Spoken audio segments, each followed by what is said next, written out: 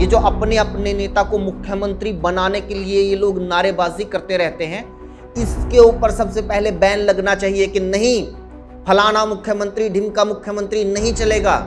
कांग्रेस की सरकार बनेगी, ये फैसला बाद में हो जाएगा या फिर पार्टी बैठकर चुनाव के टाइम फैसला कर लेगी कि कौन मुख्यमंत्री बनेगा।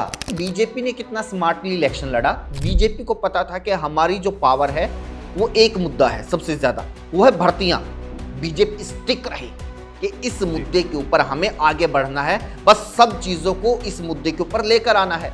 दूसरा मुद्दा कांग्रेस ने बैठे बैठाई दे दिया कुमारी शैलजा को लेकर। लेकिन उदयभान जी का एक फर्ज तो बनता था, इतना बड़ा पार्टी के साथ ये हो गया था कि कांग्रेस आते आते रहेगी, एक इस्तीफा देना तो बनता था, एक जिम्मेदारी बनती थी। तो उदयभान जी के स्वागत की जो बात है, उस टाइम चुनाव नजदीक थे, उस टाइम कुछ ना कुछ माहौल कांग्रेस के पक्ष में हो रहा था, वो उत्साह अलग था। आज की तारीख में मैं कह रहा हूँ कि अगर राव नरेंद्र का जितना ज़्यादा स्वागत होता उतनी आलोचना भी हो जाती। रामपाल माजरा जी जो इनेलो प्रदेश अध्यक्ष है, उनका बयान भी आया है कि बीजेपी चाहती थी कि नेता प्रतिपक्ष भूपेंद्र सिंह हुड्डा ही बने, तभी तो उनकी कोठी भी खाली नहीं करवाई गई। ये है कांग्रेस। आप पार्टी के अपने सबसे बड़े नेता का ना बचाव कर रहे हैं, ना बचाव के लिए आपको पता है मुद्दा क्या है, इसके ऊपर क्या बोलना है, किसको बोलना है, ये किसी को कोई स्पष्टता नहीं है।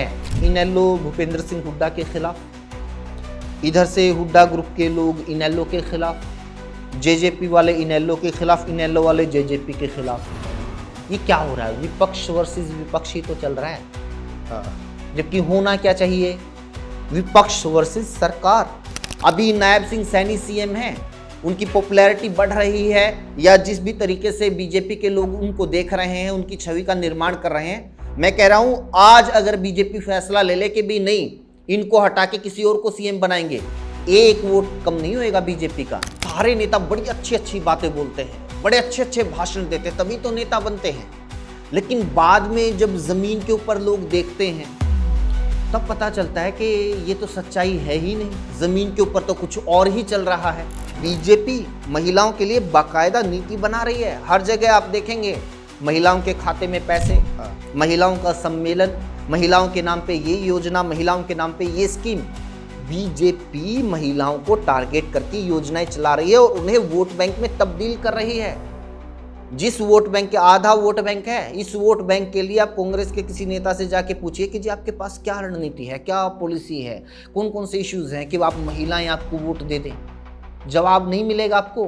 कांग्रेस के भीतर किसी न किसी तरीके से पकड़ मजबूत बनाई रखी जाए, कांग्रेस के भीतर किसी ना किसी पद के ऊपर जकड़न बनाए रखी जाए, बस ये लक्ष्य रह गया है कांग्रेस के बड़े बड़े नेताओं का।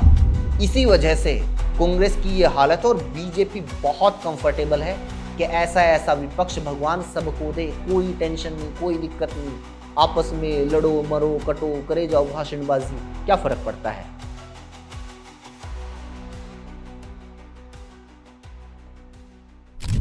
नमस्कार दोस्तों, स्वागत है आपका मनदीप महेंद्र शो में।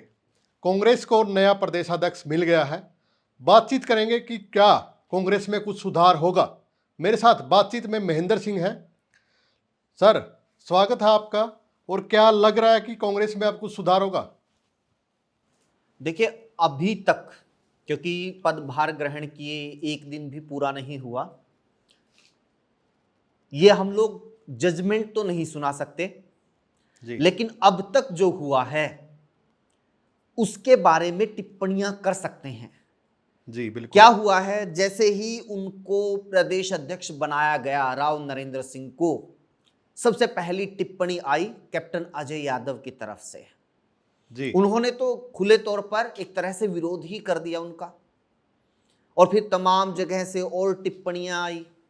भूपेंद्र सिंह हुड्डा को जो एक बार फिर से नेता प्रतिपक्ष बनाया गया, विधायक दल का नेता बनाया गया है, उनको लेकर वरिष्ठ नेताओं ने टिप्पणियां की, वो चाहे संपत सिंह हो, कुलदीप शर्मा हो। फिर जो प्रदेश अध्यक्ष हैं उनको लेकर राव दान सिंह जी, उनकी तरफ से प्रतिकूल टिप्पणी आई है। और राव दान सिंह तो शपथ ग्रहण समारोह में, शपथ ग्रहण कहिए या पदभार ग्रहण कहिए, उसमें पहुंचे तक नहीं है। कैप्टन अजय यादव नहीं पहुंचे हैं। जी। तो जो एक चलन कांग्रेस के भीतर चलता आ रहा है, अभी तक कहा जाए तो कांग्रेस जस की तस वहां खड़ी हुई नजर आती है। एक कदम भी, एक इंच भी उससे इधर या उधर नजर नहीं आ रही है। जी। तो क्या कुछ सुधार होगा? क्योंकि कैप्टन अजय यादव, रावदान सिंह, कुलदीप शर्मा, तो ये लोग तो नहीं पहुंचे, और कुमारी सैलजा का बताया जा रहा है कि वो विदेश में थी। लेकिन इसके साथ साथ चौधरी बीरेंद्र सिंह और रणदीप सिंह सुरजेवाला ने भी काफ़ी टिप्पणियां वहां पे की है, काफ़ी बयानबाजी वहां पे हुई है। तो उसको आप कैसे देखते हैं? एक्चुअली क्या है मनदीप जी, नेताओं के बयान जो होते हैं ना, उससे अलग उनका किरदार होता है बहुत बार। जी। वो जो नेता बोलते हैं ना, सारे नेता बड़ी अच्छी अच्छी बातें बोलते हैं, बड़े अच्छे अच्छे भाषण देते हैं, तभी तो नेता बनते हैं। लेकिन बाद में जब जमीन के ऊपर लोग देखते हैं, तब पता चलता है कि ये तो सच्चाई है ही नहीं, जमीन के ऊपर तो कुछ और ही चल रहा है।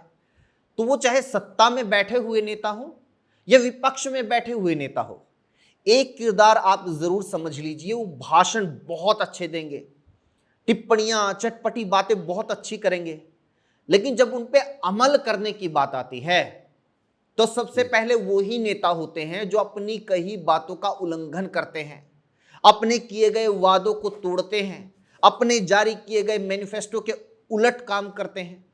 तो ये नेता जो कहते हैं ना, हम लोग इसको हूबहू भरोसा कर लें, क्योंकि आपने देखा होगा कि कांग्रेस के तमाम जो वरिष्ठ नेता थे वहां पर पहुंचे, लगभग मोटा मोटी, जो आमतौर पर एक मंच पर इकट्ठा नहीं होते, वो चंडीगढ़ में मौजूद थे नए प्रदेश अध्यक्ष की ताजपोशी के टाइम पर।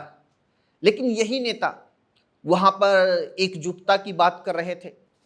ये नेता कह रहे थे कि कांग्रेस को एकजुट होकर अब संगठन विस्तार करना चाहिए, अब बीजेपी के खिलाफ एकजुट होकर लड़ाई लड़नी चाहिए। लेकिन जब सच में ही लड़ाई लड़ने का टाइम था, तब क्या ये नेता एकजुट थे? तब ये जो बातें आज ये कह रहे हैं, जो ज्ञान एक दूसरे को दे रहे हैं, क्या ये ज्ञान इन्होंने लड़ाई के टाइम आत्मसात किया था? जब एक्चुअल में परिणाम देने की बात थी, जब एक्चुअल में ये था कि हाँ अब है सामना, अब है वोट की लड़ाई, अब है बीजेपी के साथ असली लड़ाई, उस टाइम इन लोगों ने क्या अपनी ईगो को साइड में रख के एक दूसरे को अकोमोडेट किया था?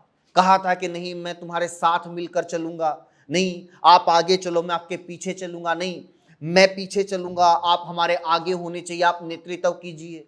तब एक दूसरे के बारे में इस तरह का इनका कोई रवैया था? नहीं था। ये पूरे हरियाणा की जनता को पता है, और क्योंकि नाम लेंगे हम लोग एक एक करके नेताओं का, तो उनके समर्थक नाराज हो जाते हैं।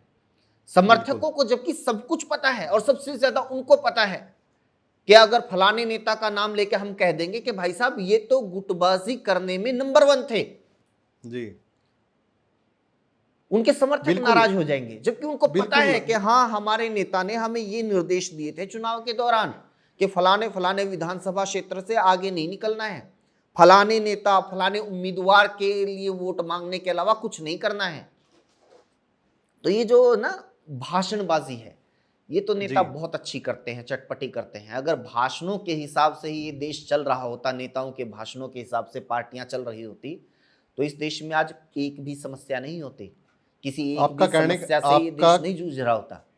आपका कहने का मतलब ये है कि जो ये अब एकजुट होने का चंडीगढ़ में एकजुट हुए हैं, अगर चुनाव से पहले ये आपस में एकजुट होते और जो मनमुटाव थे इनकी, जो इनकी भड़ास थी वो निकालते एक कमरे के अंदर, तो कुछ हो सकता था कांग्रेस का।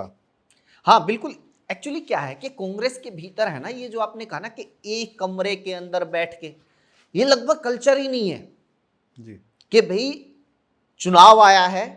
क्या आपको याद है कि विधानसभा चुनाव से पहले ये तमाम वरिष्ठ नेताओं की कोई बैठक करवाई गई हो, इनको एकजुट करने के लिए या कोई साझी रणनीति बनाने के लिए कोई बैठक हुई हो कि अब हमें ये पार्टी लाइन रखनी है, इन मुद्दों के ऊपर हमें इलेक्शन लड़ना है? क्योंकि देखिए बीजेपी ने कितना स्मार्टली इलेक्शन लड़ा। बीजेपी को पता था कि हमारी जो पावर है वो एक मुद्दा है सबसे ज्यादा, वो है भर्तियां। बीजेपी स्टिक रही कि इस मुद्दे के ऊपर हमें आगे बढ़ना है, बस सब चीजों को इस मुद्दे के ऊपर लेकर आना है। दूसरा मुद्दा कांग्रेस ने बैठे बैठाए दे दिया कुमारी सैलजा को लेकर, तो वो कुमारी सैलजा के सम्मान के नाम पर बीजेपी ने पूरा इलेक्शन लड़ा। कुमारी सैलजा ने वहां पर चुप्पी साध ली। अगर कुमारी सैलजा सामने आकर कहती कि भाई हमारा कोई कार्यकर्ता, हमारे किसी नेता ने मेरे खिलाफ कोई टिप्पणी नहीं की है, तो बेवजह ही बीजेपी इसको मुद्दा बना रही है। वो जो नारनौंद वाली रैली में एक बुजुर्ग ने जो कहा था कुमारी सैलजा के बारे में, वो कोई कांग्रेस का पदाधिकारी थोड़े था या कांग्रेस का कोई उम्मीदवार टिकटार थी थोड़े था, वो तो एक आम जनता थी। लेकिन कांग्रेस ने ये नहीं किया, और ना ही कुमारी सैलजा को मनाने के लिए कांग्रेस के जो तमाम दिग्गज नेता इस मंच के ऊपर इकट्ठा हुए थे, इन्होंने क्या कोशिश की उस टाइम पर कि भी कुमारी सैलजा को मनाया जाए, अगर उनको कोई बात गलत लगी है, हर्ट हुआ है, तो फिर उनसे जाके बात की जाए। तो जब मौका था, इन लोगों ने ऐसा कुछ नहीं किया। और अभी भी मैं फिर बता रहा हूं, देखो अगर कांग्रेस को कुछ सुधार करना है, इस मंच से जो बात होनी चाहिए थी, सबसे पहली बात ये होनी चाहिए थी, एक रिजोल्यूशन पास होता, तमाम वरिष्ठ नेता वहां पर बैठे हुए थे कि भाई अभी एक प्रस्ताव पास करो कि पार्टी का कोई भी नेता पार्टी के किसी भी नेता के खिलाफ टिप्पणी नहीं करेगा। पार्टी का कोई भी नेता पार्टी के किसी भी नेता के कार्यक्रम के खिलाफ टिप्पणी नहीं करेगा। पार्टी का कोई भी नेता पार्टी के किसी भी कार्यकर्ता से या पार्टी के किसी भी नेता से अपने अपने जो सो कॉल्ड नेताओं का नाम लेकर आपस में नहीं लड़ेगा। और मैं तो कहता हूं इससे एक कदम आगे बढ़ने की जरूरत है कांग्रेस को। यह रेजोल्यूशन पास होना चाहिए था कांग्रेस के भीतर, और अभी भी करना चाहिए कि पार्टी का कोई भी नेता, वो चाहे आपके विधायक हो, कोई टिकटार्थी हो, जिला अध्यक्ष हो, मैं तो कहता हूं कार्यकर्ताओं के ऊपर भी ये बात लागू कर देनी चाहिए। ये जो अपने अपने नेता को मुख्यमंत्री बनाने के लिए ये लोग नारेबाजी करते रहते हैं, इसके ऊपर सबसे पहले बैन लगना चाहिए कि नहीं, फलाना मुख्यमंत्री, ढिमका मुख्यमंत्री नहीं चलेगा। कांग्रेस की सरकार बनेगी, ये फैसला बाद में हो जाएगा, या फिर पार्टी बैठकर चुनाव के टाइम फैसला कर लेगी कि कौन मुख्यमंत्री बनेगा। इन बिटवीन इस तरह की कोई बयानबाजी या नारेबाजी नहीं होनी चाहिए। तब जाकर कोई कार्यकर्ता, कोई नेता कांग्रेस के साथ जुड़ेगा। वरना तो आज की तारीख में हालत कांग्रेस की ये है कि कांग्रेस का आपको शायद ही, आप फील्ड की रिपोर्टिंग करते हैं, आप घूम के देखिए, कांग्रेस का शायद ही आपको कोई वर्कर देखने को मिलेगा। तमाम जो वर्कर हैं वो किसी न किसी नेता के वर्कर हैं, कांग्रेस का कोई वर्कर नहीं है। जबकि लड़ाई किससे है कांग्रेस की? उस पार्टी से लड़ाई है जिसका एक एक वर्कर पार्टी का है। बीजेपी का हर एक वर्कर पार्टी का है, हर एक वोटर पार्टी का है। मुख्यमंत्री को हटा दिया गया चुनाव से ठीक पहले, क्या बीजेपी के वोट बैंक में कोई असर पड़ा? एक भी वोट कम नहीं हुआ, बल्कि कुछ बढ़ चाहे बेशक गए हों। अभी नायब सिंह सैनी सीएम हैं, उनकी पॉपुलैरिटी बढ़ रही है, या जिस भी तरीके से बीजेपी के लोग उनको देख रहे हैं, उनकी छवि का निर्माण कर रहे हैं। मैं कह रहा हूं आज अगर बीजेपी फैसला ले ले कि भी नहीं, इनको हटा के किसी और को सीएम बनाएंगे, एक वोट कम नहीं होएगा बीजेपी का। क्योंकि बीजेपी ने ऐसा स्ट्रक्चर बनाया है कि हमारी पार्टी के वर्कर होंगे, हमारे संगठन के कार्यकर्ता होंगे, हमारी पार्टी की वोट होगी। लेकिन कांग्रेस ने इस तरीके का कल्चर डेवलप कर रखा है कि नहीं, नेता की वोट होगी, नेता का एरिया होगा, नेता के कार्यकर्ता होंगे। जी, तो कार्यकर्ता भी कहीं ना कहीं ये असमंजस में रहते हैं। जैसे कल रणदीप सिंह सुरजेवाला कह रहे थे कि अगर दीपू के पास चला गया तो रणदीप की दिक्कत, अगर रणदीप के पास चला गया तो वीरेंद्र सिंह को दिक्कत। अगर सभी ये इकट्ठे हो जाते हैं कि रणदीप, वीरेंद्र या फिर दीपू, अगर कार्यकर्ता किसी और के पास चला जाता है तो दूसरे गुट को दिक्कत हो जाती है। तो खुद कार्यकर्ता ही भटक रहा है बेचारा। वो मिलने को रणदीप को और नहीं बुला सकता, वो दीपेंद्र को नहीं बुला सकता। एक जैसे आपने बताया कि एक नेता के साथ ही जुड़े हुए हैं कहीं ना कहीं। तो मैं वही कह रहा हूं ना कि भी अच्छी बात है इसमें कोई, ये मैं फिर कह रहा हूं, एक ना थोड़ी सी गुटबाजी, रणनीतिक गुटबाजी, ये खतरनाक नहीं है कांग्रेस के लिए। अगर रणनीति के तौर पर ये लोग तय करते हैं कि नहीं, मैं भी बड़ा, हम लोग अपना अपना वर्चस्व बनाएंगे, अपने अपने कार्यकर्ता बनाएंगे, अपना अपना वोट बैंक क्रिएट करेंगे, इससे भी दिक्कत नहीं है। लेकिन ये रणनीति के तहत हो, क्योंकि इस जो ये सो कॉल्ड गुटबाजी, अगर ये रणनीति के तहत हो तो तो इससे पता है दिक्कत क्यों नहीं होती है, इससे पार्टी को नुकसान क्यों नहीं होता है। क्या हुआ कि कोई एक कार्यकर्ता है, वो दीपेंद्र सिंह हुड्डा से नाराज हो गया जी। तो वो कहां चला जाए? वो सुरजेवाला के पास चला जाए, वो शैलजा के पास चला जाए, वो अब नए प्रदेश अध्यक्ष बने हैं उनके पास चला जाए, या कोई और जो जितने भी कांग्रेस के अंदर गुट कहे जाते हैं उनके पास चला जाए। उससे क्या होगा कि आखिरकार वो रहा तो कांग्रेस में। अगर ये तमाम लोग यूं कहें कि बिल्कुल एकजुट ही हो जाएं, एक करिश्मा हो जाए बीजेपी की तरह, और ये एक ही लाइन पे बोलने लग जाएं, ये जो संभव नहीं है। तो अगर कोई कार्यकर्ता किसी एक नेता से या पार्टी से नाराज हो गया तो फिर उसके पास विकल्प ये रहेगा कि पार्टी छोड़ू मैं सिर्फ। जी। तो ये है कि रणनीतिक आपने गुटबाजी रखनी है, रणनीतिक तौर पर तमाम नेताओं का बड़ा कद रखना है, अपना अपना वर्चस्व रखना है, उसमें दिक्कत नहीं है। लेकिन कांग्रेस के भीतर ये रणनीतिक नहीं है, कांग्रेस के भीतर ये बाय डिफॉल्ट है, कांग्रेस का एक तरीके का कल्चर बन गया है। और ये जो बैठक थी इसमें ये भी तय होना चाहिए था, और आगे भी अगर हो सके तय करते कि अब इन इन नेताओं ने बाकायदा नेम करते कि इन इन नेताओं ने ये ओछी टिप्पणियां की हैं अपनी ही पार्टी के बारे में, ये नेता आज की तारीख में मीडिया में जाके बयान दे रहे हैं। तो ये डिमांड वहां पर किसी ने भी नहीं उठाई। देखो ये कांग्रेस का कल्चर है भाई, कोई एक तो, जैसे मैं कह रहा हूं कि भूपेंद्र सिंह हुड्डा के खिलाफ कई नेता बोल रहे हैं जी। क्या भूपेंद्र सिंह हुड्डा ने खुद, या भूपेंद्र सिंह हुड्डा के गुट के वहां पर बहुत सारे नेता मौजूद थे, क्या उन्होंने किसी ने भी खड़े होकर कहा कि जी देखो हमारे नेता के खिलाफ ये नेता कुछ बोल रहे हैं तो आप अनुशासन की बात करते हो, इनके ऊपर कार्रवाई करवाइए, कीजिए, इनको निकालिए पार्टी से बाहर? किसी ने नहीं कहा।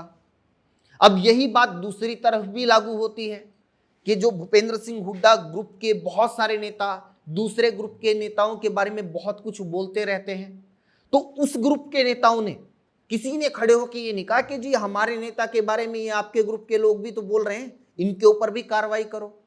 क्योंकि पता है ना कि हमाम में सब नंगे हैं, एक के बारे में कोई कुछ बोलेगा तो फिर वो दूसरे के कपड़े उतारने लग जाएगा कि तुमने भी तो ये किया था, तुम भी तो ये कर रहे थे, तुम चुनाव के टाइम कहाँ थे, तुम चुनाव के टाइम कहाँ कहाँ प्रचार कर रहे थे, कौन कौन सी सीट जितवाने के लिए तुमने मीटिंग की, कितनी जनसभाएं की। तो एक दूसरे के कपड़े उतारने के लिए कांग्रेस के पास खूब सारा मटेरियल है। इसलिए जब ये बड़े नेता एक मंच के ऊपर इकट्ठा होते हैं तो बड़ी अच्छी अच्छी बातें करते हैं, एक दूसरे को साधने की, सम्मान की भी बात करते हैं। लेकिन हकीकत सबको पता है, और सबसे ज्यादा उन कार्यकर्ताओं को पता है जो इन तमाम नेताओं से जुड़े हुए हैं। अगर इनके खिलाफ हम कोई भी टिप्पणी कर दें तो आके वो हमें गाली देने लग जाएंगे, अपने नेता को जाके ये नहीं कहेंगे कि जी ये सही बोल रहा है, सुधार कर लो, ये अच्छी बात नहीं है। जी। कल दो बड़े नेताओं का बयान आया। चौधरी भूपेंद्र सिंह हुड्डा ने कहा कि संगठन की कमी के कारण हम हारे हैं।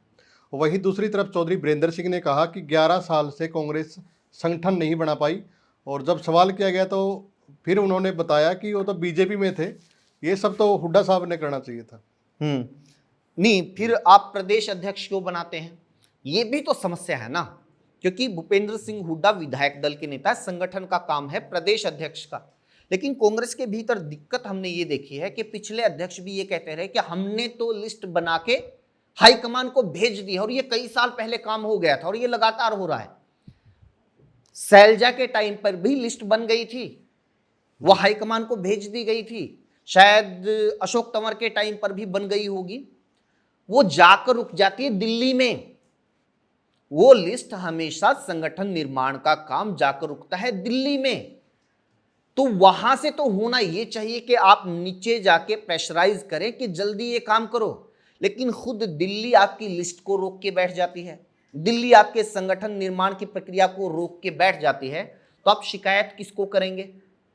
संगठन अगर बनाना है, नीचे के लोगों का काम है, ठीक है, आपने क्योंकि गुट ही इतने ज्यादा बना रखे हैं पार्टी में, तो ये होगा, किसी के ज्यादा लोगों का नाम जाएगा, किसी के कम लोगों का नाम जाएगा, कोई एक आध नाराज होगा, कोई एक ज्यादा खुश हो जाएगा। ये होगा जब भी संगठन बनेगा। सभी लोगों को आप सारे पद नहीं दे सकते हो, लेकिन वो करो तो सही। 11-11 साल लग जाते हैं आपकी अपनी पार्टी का कोई फैसला लेने में। आप सोचिए अगर आप सरकार बना लेते तो क्या फैसला ले लेते? जब पूरे हरियाणा के फैसले लेने होते आपको। तो ये संगठन निर्माण का काम सिर्फ ये नहीं है कि आप हरियाणा की जो ये तमाम नेता है इनको आप दोष दे दो, ये ऊपर से जाकर अटकता है और ऊपर से कोई सख्त निर्देश नहीं आते हैं। अभी जो है, अभी संगठन बनाने की प्रक्रिया फटाक से और विस्तार देने की प्रक्रिया शुरू कर देनी चाहिए। और उसमें भी सबसे ज्यादा जरूरी ये है कि आपने संगठन तो बना लिया, संगठन के पास प्रोग्राम क्या है, बन के करना क्या है, अपने अपने नेताओं को जाके धन्यवाद करना, उनको बुके देना, ये प्रोग्राम है क्या पार्टी का?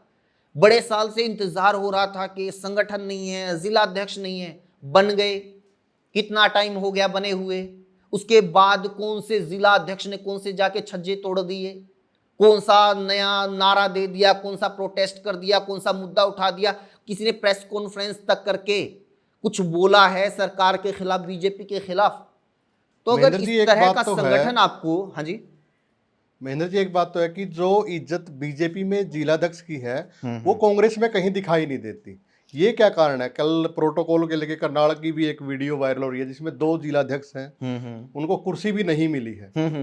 तो प्रोटोकॉल भी तो बहुत जरूरी है। अब जिलाध्यक्ष बना दिए गए हैं तो वही आप तो देख रहे हैं कि बना तो दिए गए हैं, लेकिन जो आप कह रहे हो कि गायब हैं सारे के सारे। हाँ, मैं वही तो कह रहा हूं ना, प्रोटोकॉल तो तब लागू होगा ना जब वो कल्चर हो। इतने साल से पता ही नहीं जिलाध्यक्ष कौन है क्या है, अब ये पता हो तो फिर ये हो ना कि भी अगर यहाँ पे प्रेस कॉन्फ्रेंस होएगी तो यहाँ पर साइड में जिलाध्यक्ष की कुर्सी लगेगी, साइड में वरिष्ठ नेता की कुर्सी लगेगी।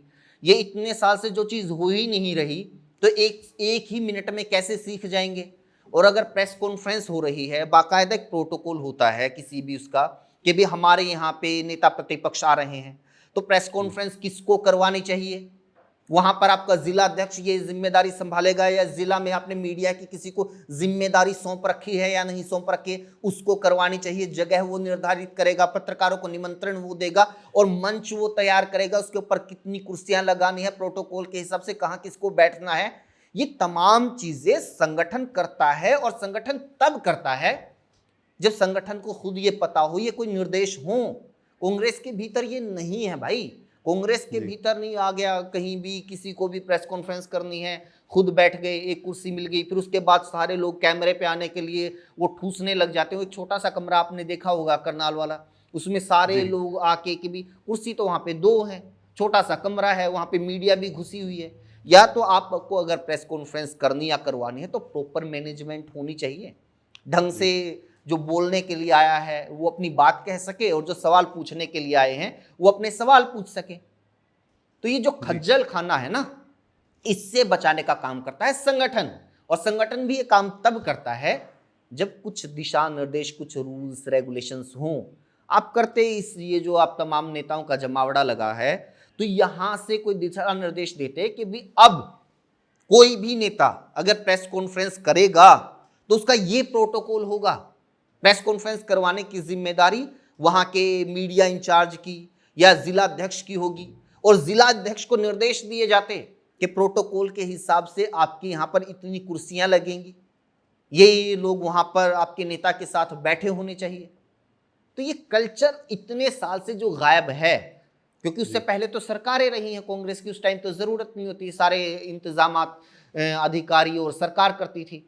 उसके बाद फिर विपक्ष में आने के बाद आपके पास संगठन नहीं है, प्रोटोकॉल किसी तरीके का फॉलो हुआ नहीं है। तो ये चीजें आप बीजेपी के अंदर देख सकते हैं, लेकिन कांग्रेस के अंदर तो फिलहाल तो आप उम्मीद भी नहीं कर सकते। लेकिन जो नए प्रदेशाध्यक्ष बने हैं, बनते ही उन पे विपक्ष ने भ्रष्टाचार के आरोप लगाने शुरू कर दिए हैं, एक सीडी वायरल कर दी गई है। तो ये कहीं ना कहीं नुकसानदायक भी तो होगा कांग्रेस के लिए आने वाले समय में।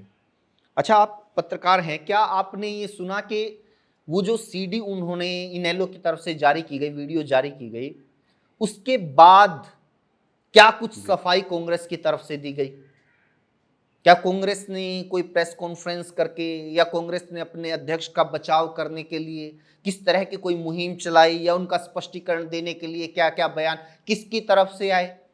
मुझे नजर नहीं आया अब तक, जिस टाइम हम ये प्रोग्राम रिकॉर्ड कर रहे हैं तब तक नजर नहीं आया। ये है कांग्रेस। आप पार्टी के अपने सबसे बड़े नेता का ना बचाव कर रहे हैं, ना बचाव के लिए आपको पता है मुद्दा क्या है, इसके ऊपर क्या बोलना है, किसको बोलना है। ये किसी को कोई स्पष्टता नहीं है। जी, चौधरी उदयवान पर भी बातचीत कर लेते हैं 2 मिनट के लिए।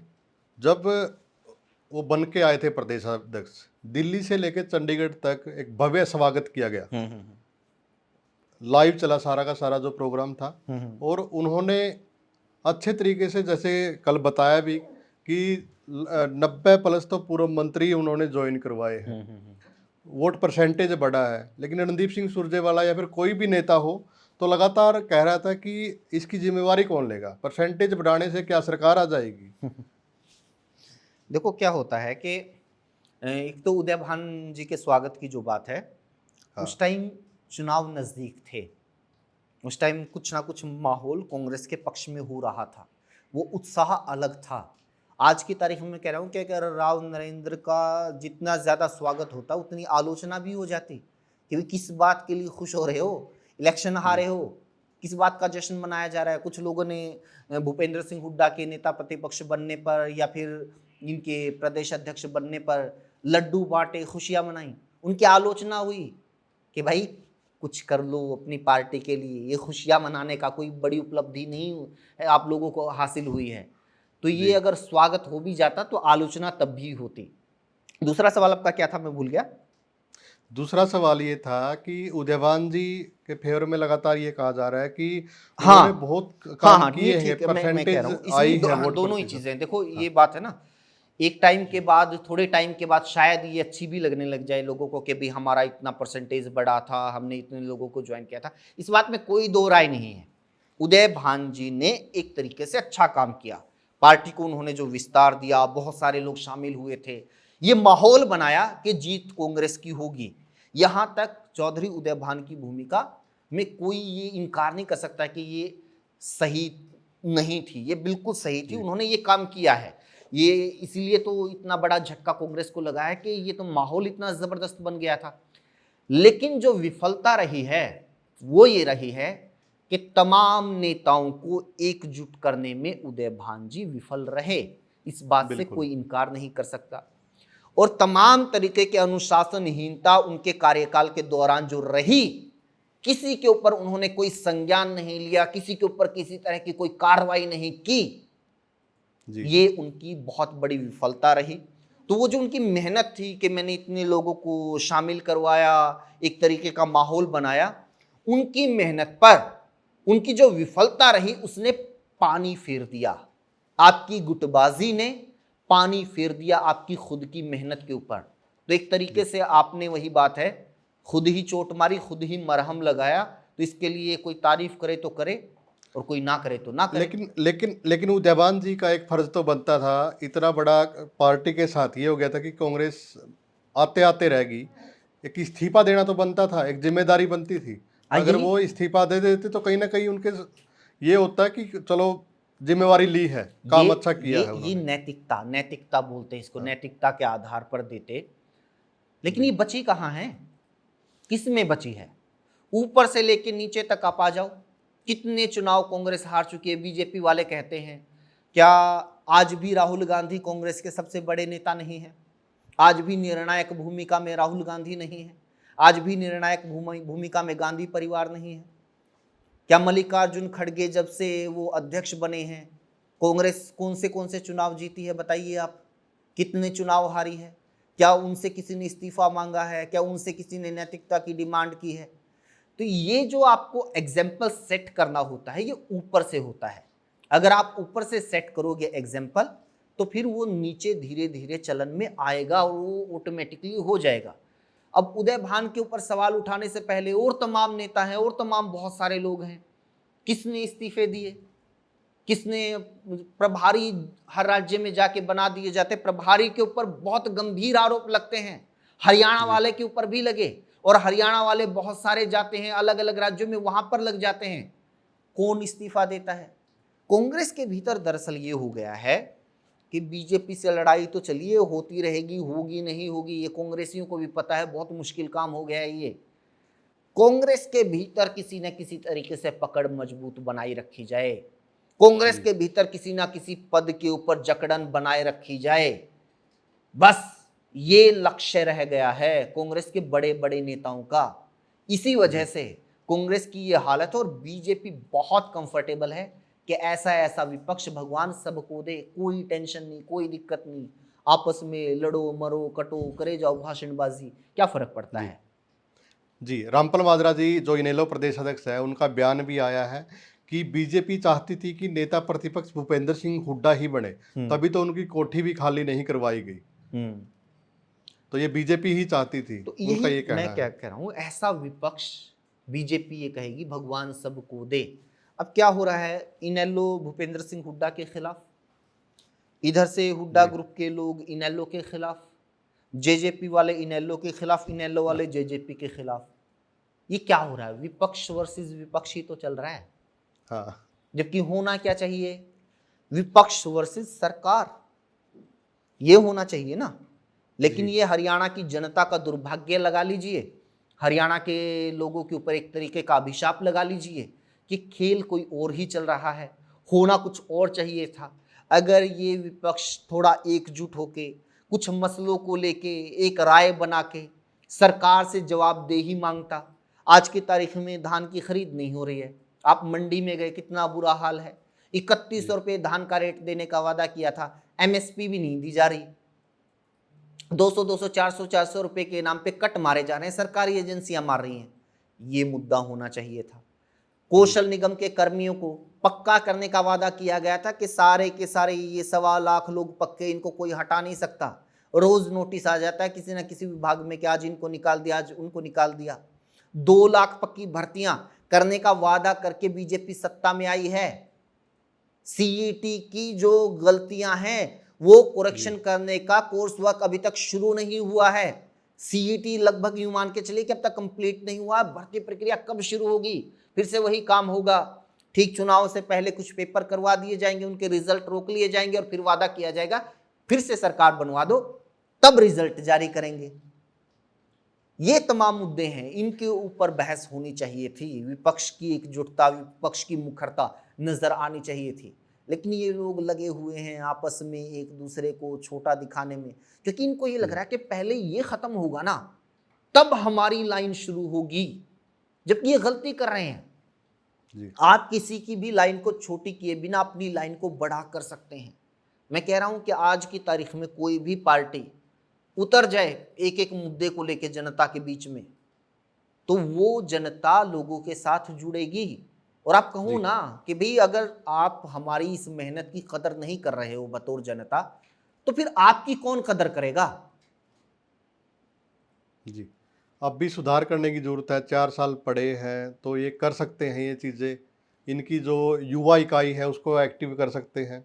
और ग्राउंड पे तो बहुत सारे मुद्दे हैं, लोग तो इंतजार कर रहे हैं इन लोगों का। युवा इकाई कांग्रेस की नहीं है, जी। असल में तो किसी भी पार्टी की नहीं है। वो हाँ। कहाँ है, क्या करते हैं, वो कौन से मुद्दे उठाते हैं, वरना तो युवा इकाई ऐसी होती है जो सरकार के लिए सबसे बड़ी चुनौती होती है। कितना बड़ा गुंडा राज चल रहा है सर, कितने बड़े बदमाशी का वो चल रहा है सर। हर बिल्कुल। रोज धमकियां आ रही हैं लेकिन गायब है हर कोई। महिला इकाई, कितने महिला मुद्दे हैं इकाई। महिलाओं के, हाँ।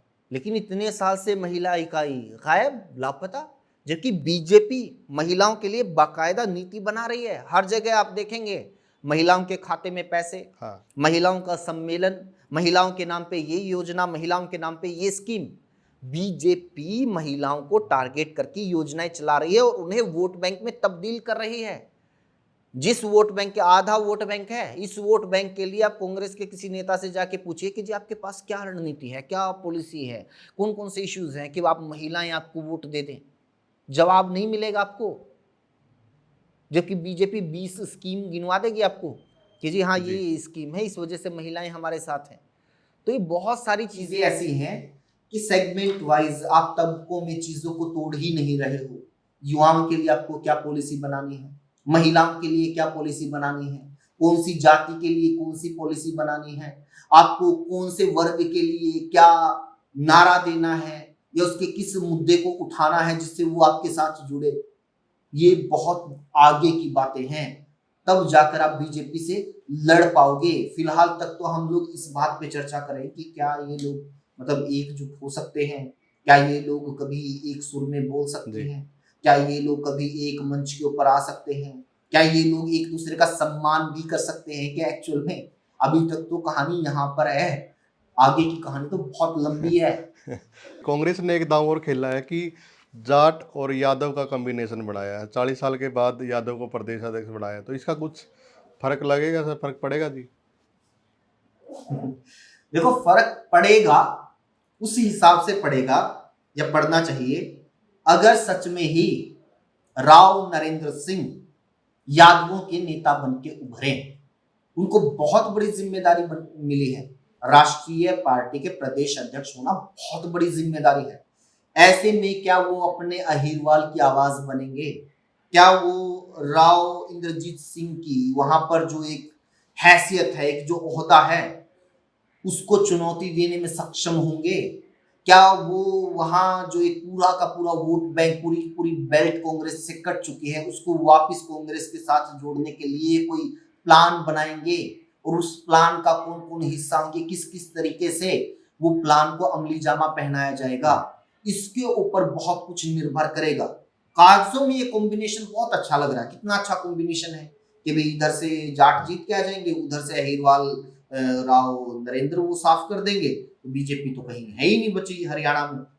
कागजों में ये चीज, माफ कीजिएगा, सही लगती है, लेकिन इसको अमली जामा पहनाने में, एक्चुअल में कन्वर्ट करते हुए बहुत एफर्ट लगेंगे, बहुत दिमाग, बहुत आपको मैन पावर खर्च करनी पड़ेगी, कई सारे पहलुओं के ऊपर काम करना पड़ेगा, तब जाकर ये हो पाएगा।